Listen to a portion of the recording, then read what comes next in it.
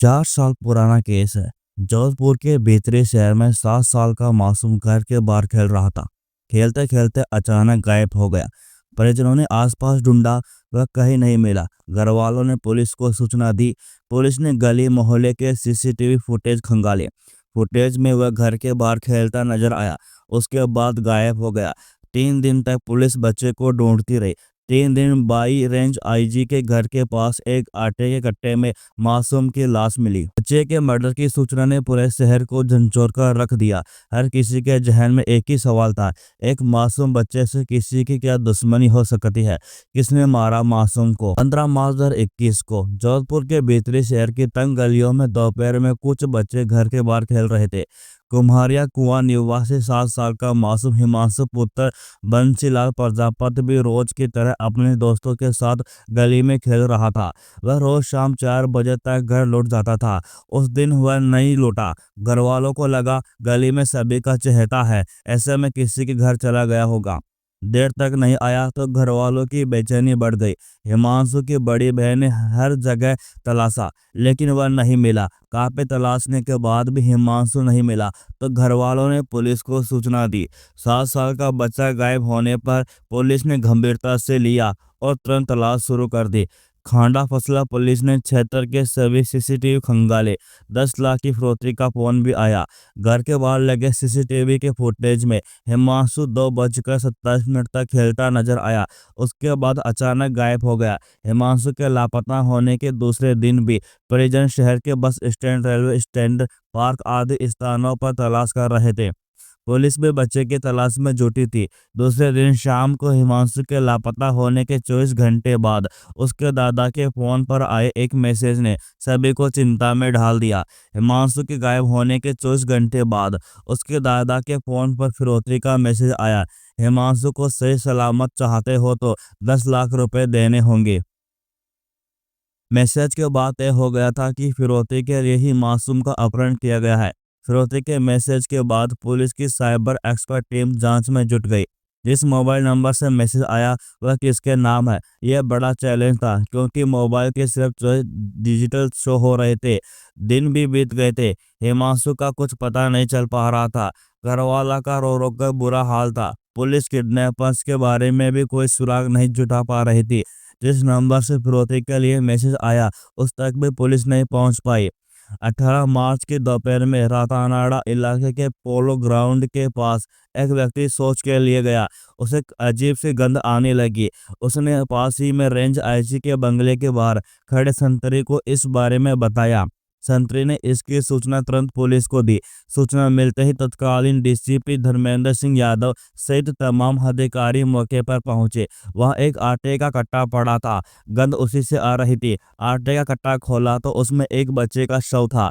शव एमडीएम अस्पताल की मोर्चुरी में रखवाया। हिमांशु के घर वालों को शिनाख्त के लिए बुलवाया गया। हिमांशु के घर वालों के शिनाख्त कर दी।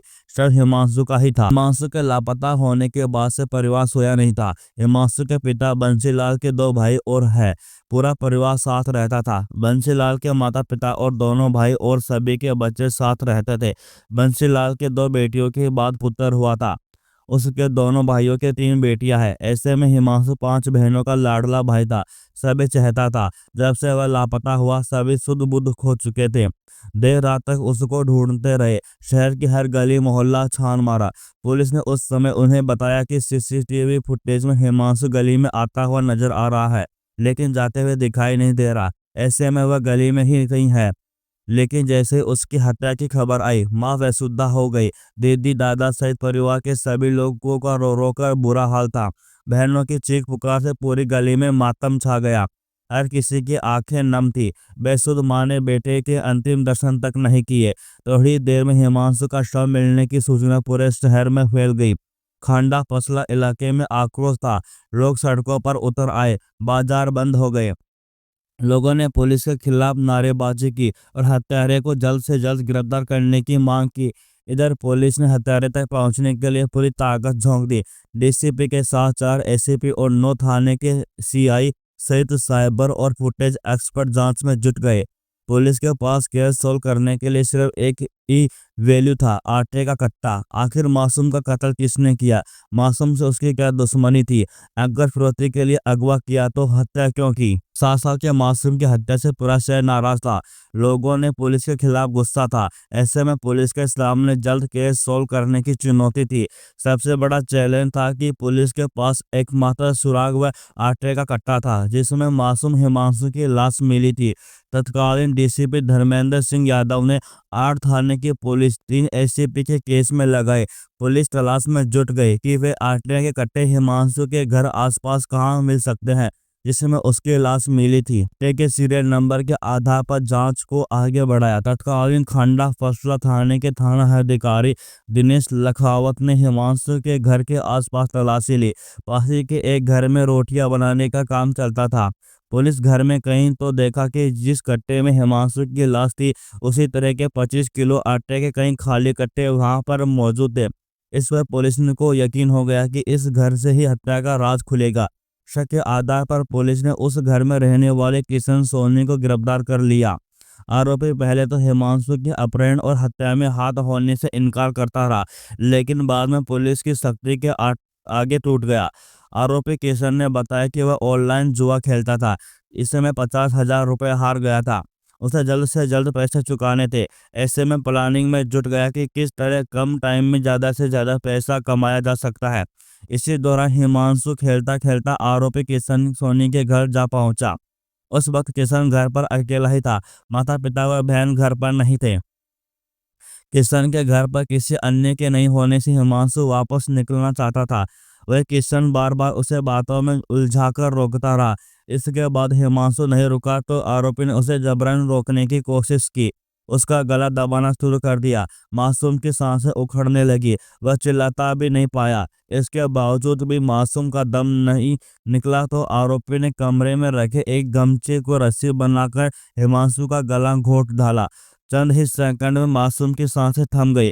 हत्या के बाद एक घंटे तक यानी हत्या के बाद 1 घंटे तक यानी शाम 4:45 पर हत्यारा मासूम के शव के पास बैठा रहा। इसके बाद आटे के खाली कट्टे में शव को ढाल दिया क्योंकि परिवार वालों का घर आने का समय हो चुका था। कट्टे को कमरे के नीचे बने अंडरग्राउंड में रखा ताकि परिवार वालों को भी भनक न लगे। शाम 5 बजे आरोपी की मां व बहन घर पर पहुंचे। तभी वह सामान्य बना रहा।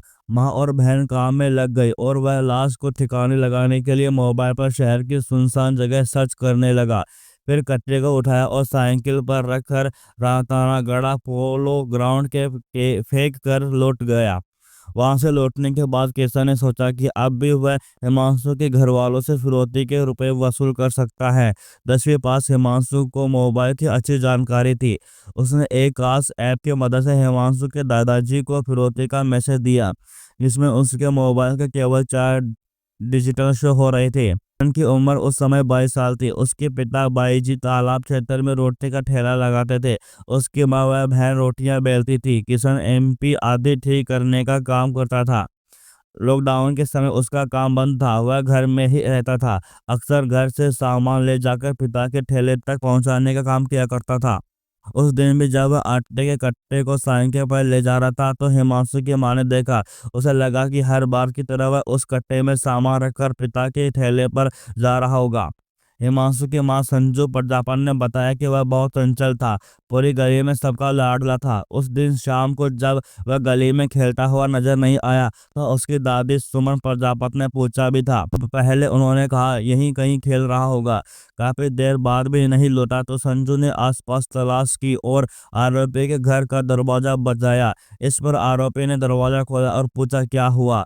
संजू ने हिमांशु के बारे में पूछा। आरोपी किशन ने मना कर दिया कि हिमांशु इधर नहीं आया। इसके बाद वो संजू और परिवार के दूसरे सदस्यों के साथ हिमांशु को ढूंढने का नाटक करने लगा। हत्या के बाद खुद को बेगुनाह दिखाने के लिए हत्यारा किशन परिवार के साथ मिलकर हिमांशु को ढूंढने का नाटक करता रहा। जहां भी पुलिस एक्टिव थी किशन उन सभी जगहों पर मौजूद था। इसके अलावा उसकी आंखें भी सूजी हुई थी जिससे पता चल रहा था कि वो 2-3 दिन से सोया नहीं है। इससे किशन पुलिस के शक के दायरे में आ गया था। वहीं जगह उसके घर से पुलिस को वैसे ही आटे के कट्टे मिले तो पुलिस का शक यकीन में बदल गया। वर्तमान में केस अंडर ट्रायल है। परिवार जल्द से जल्द सजा की मांग कर रहा है। हिमांशु की मौत के 6 महीने बाद ही उसके दादा दादी व माता पिता वो घर छोड़कर वहां से 10 किलोमीटर दूर चौका में आकर रहने लगे। हिमांशु की मां का कहना है कि वह वापस लौट कर उस तरफ नहीं गई। वह हिमांशु की यादें बसी है। हर जगह वह ही नजर आता है। ऐसा लगता है बाहर गली में वह खेल रहा है। गली में सभी उसे बहुत प्यार करते थे। जब मुझे बताया कि पड़ोसी किशन ने उसकी हत्या की है, तब मुझे यकीन नहीं हुआ। किशन कभी भी सभी के साथ घुलता मिलता नहीं था। वह सिर्फ अपने काम से काम रखता था, कम बोलता था। पहले तो मुझे लगा कि गलतफहमी हुई है, लेकिन जब पुलिस ने बताया तब लगा कि आखिर मेरे बेटे से ऐसी क्या दुश्मनी थी, क्यों मार दिया उसे। उसकी बहनें भावना और भुवनेश्वरी हर रोज उसे याद करती है। इनको संभालना मुश्किल हो गया है। हम सभी यही चाहते हैं कि जिस तरह मेरे बेटे किशन ने हमेशा के लिए मुझसे दूर किया, वह भी कभी अपने परिजन से नहीं मिल पाए, उसे जल्द से जल्द सजा हो। हिमांशु के दादा अब प्रकाश अब भी उस घटना को भूल नहीं पाते। जैसे हिमांशु का जिक्र होता है आंखें नम हो जाती है। बोले, मेरा इकलौता पोता था, इस घटना के बाद मोहल्ला छोड़ दिया, मन ही मन लगता है वहाँ। अब तो यही चाहते हैं कि 4 साल होने को है, आरोपी को सजा होनी चाहिए। हम भावना का कहना है कि उस समय लॉकडाउन की वजह से स्कूल नहीं जाते थे, वह सिर्फ ट्यूशन जाता था। हमने उस समय बहुत ढूंढने की कोशिश की। हमें नहीं पता था कि पड़ोस में बैठा युवक ही उसकी हत्या कर देगा। हिमांशु हर चीज के लिए दीदी दीदी करता मेरे पीछे घूमता था। ये कहते कहते भावना की आंखें बहने लगी।